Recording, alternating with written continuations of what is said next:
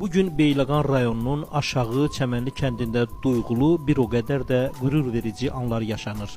Şəhid Mövlud Qurbanzadənin övladı balaca Qüdrətin kiçik toyu keçirilib.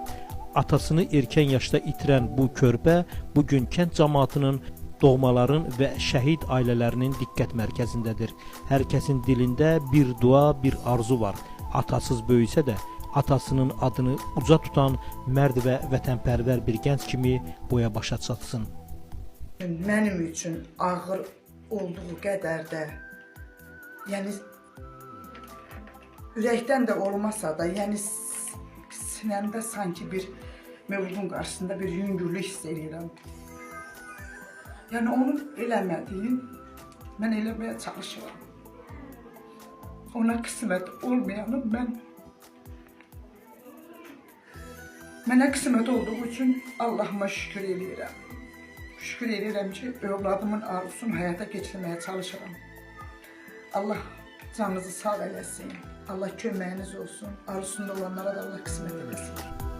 Qüdrətin bu kiçik toyu həm bir xatirə, bir vəfa borcudur.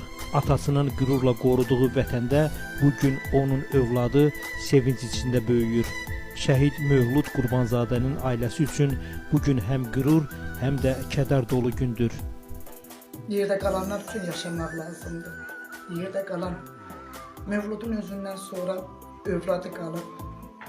Öz şəhid oldu, 8 aylıq idi, adına qardaşının adını verib. Mən yaşamalıyam ki, onun da balalar, onun övladı yaşasın. Özündən kiçik, ən balaca qardaşı var, indi hal-hazırda Türkiyənin Uludağ Universitetində, Bursa şəhər vilayətinin Uludağ Universitetində Nilüfərdə təhsil alır. Bu il 3-cü kursda oxuyur. Onlar üçün mən yaşamalıyam. Bir də bacısı var. O da ali təhsillidir.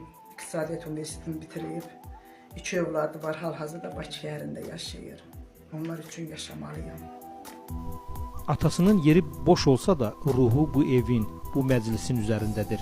Bu məclis bir ailənin deyil, bütöv bir xalqın sevincidir. Çünki hər şəhid övladı bu vətənin gələcəyidir. Allah Mövlud Qurbanzadəyə rəhmət eləsin.